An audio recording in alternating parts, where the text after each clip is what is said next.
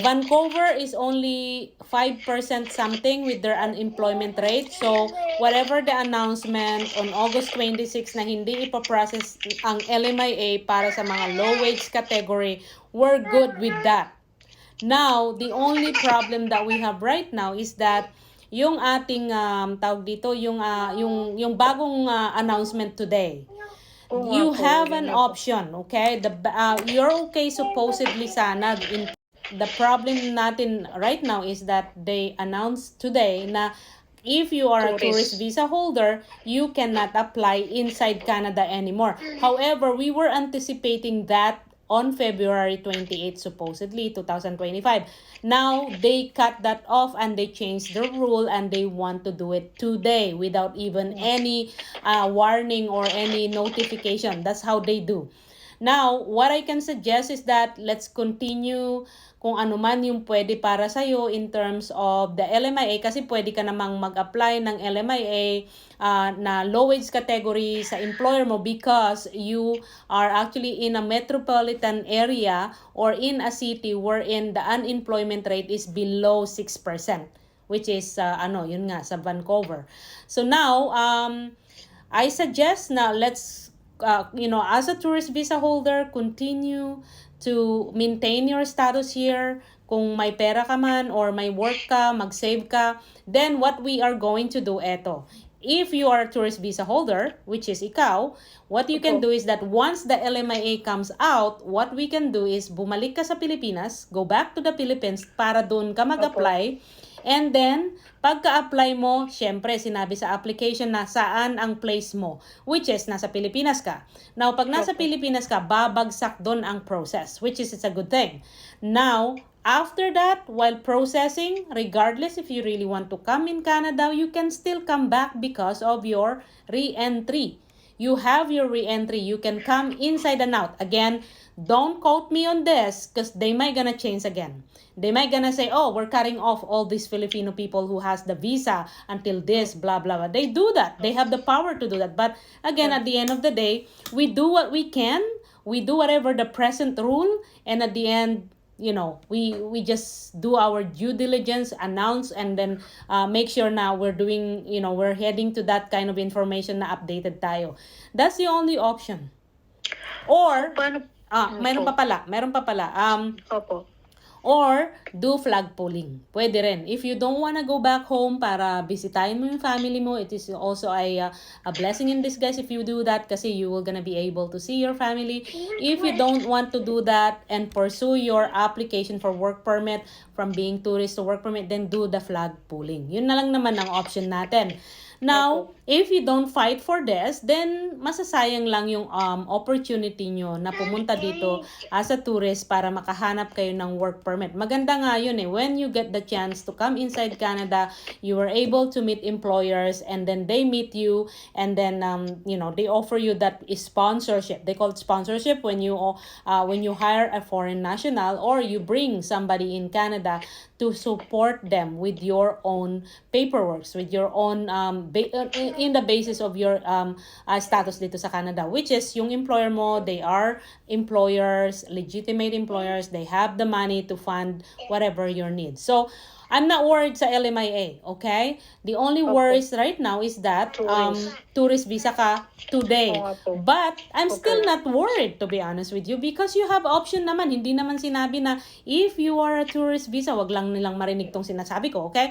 If you are a tourist visa, you cannot apply for work permit anymore. That's not what they said. If you are a tourist visa holder, what they said is that you cannot apply inside Canada anymore to change your tourist to work permit. That's what the immigration said. Now, hindi naman sinabi na wala nang ibang option. There is always an option, which is ikaw, you go back to Philippines once you get your LMIA, then apply ka doon. Now, it's all up to you if you wanna wait for the result of that. Usually, it takes 3 to 4 months ang result. But again, it's not me. That's what's going on. Pero ma'am, ano po yun? So, di kukuha pa po ako ng polo. Right now, well, you know what? maliit na lang na bagay yun in terms of the polo. Okay po. Ayan na naman, pa-epal na naman ang Philippine consulate, Oo nga po right? eh. But wait, Oo what nga can po. we do? What can we do? We really Oo nga have to po. go for those. Paano po yun, ma'am? Ano pong advice? So everyone, that's the remedy. If you are tourist visa holder inside Canada presently, first thing is, if hindi pwedeng mag-process yung LMIA, they will offer you high wage para ma-process ang LMIA. Now, kapag ka pwede naman, which is may mga city na pwede namang mag-process ang LMIA na ang offer is low wage kasi may mga cities dito sa Canada na below 6% yung unemployment rate. However, if that happens, so as what I've said, low wage or high wage, pwede pa naman, not unless, ayun nga lang, yung condition is that naka 6% below, pwedeng i-process ang LMIA, but ang offer is low wage. Pero pag 6% above, then hindi ipaprocess ang LMIA pag low wage yung ipapasahod mo sa worker or foreign national. Pero ipaprocess naman pag halimbawa na high wage ang ibigay mo sa employees or foreign national. So ganon. Now, if you get that LMIA, importante pa rin po ang LMIA regardless of what you do. Kailangan talaga ng isang foreign national ang labor market impact assessment. That is the golden ticket in order for a foreign national to get that tourist visa to work permit or mga work permit holder na pa-end na yung status nila or student permit holders to get that LMIA. It's always LMIA. Yun lagi yung sagot sa ating pag-extend or in order for us to maintain our status here in Canada. The only option is that once you get the LMIA, pag tourist visa ka, you need to apply outside Canada or flag pulling. You turn around from yung border ng Canada to whatever the next country. Turn around para doon sa tinatawag na flag pulling. Or what can we do?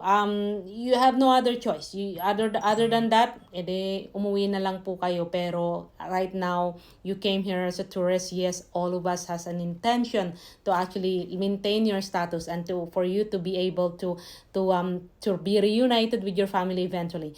Hindi po sinasabi ng immigration na this is the end of the immigration. Impossible po. Impossible. It is not, hindi po yun mag-e-end. But for sure, I can guarantee you, everyone, immigration will change their rule in a heartbeat. So don't lose your hope.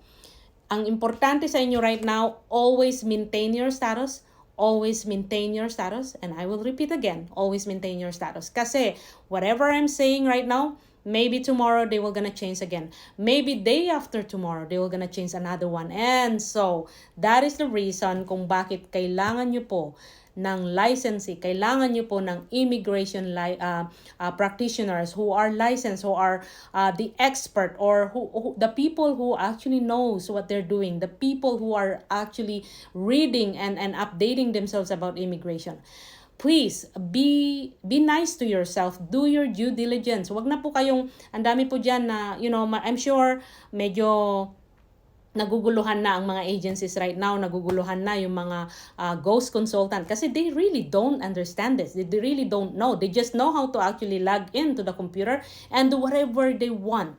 So, I'm sure naguguluhan na sila ngayon. But what I am telling to everyone, if you really like to stay here in Canada and minimize, not to remove all this pressure but minimize the the hardship or the challenges in gaining that permanent residency, you always have to trust the people who are licensees and the people who are experienced. So yun lang po ang masasabi ko. Don't lose hope. Keep on moving forward. And also, if you're making money in Canada, save your money. Huwag muna kayong bumili ng mga material things. Don't send anything muna na, but of course, I'm not saying na stop sending money na support sa family nyo. What I'm saying is that hold off na muna kayo sa mga material things na gusto nyo sa buhay. Because right now, importante, you have the money to actually spend in order for you to be in and out ng Canada and of course, to process your papers. This is Noralyn Oligo Sarma, your licensed immigration consultant.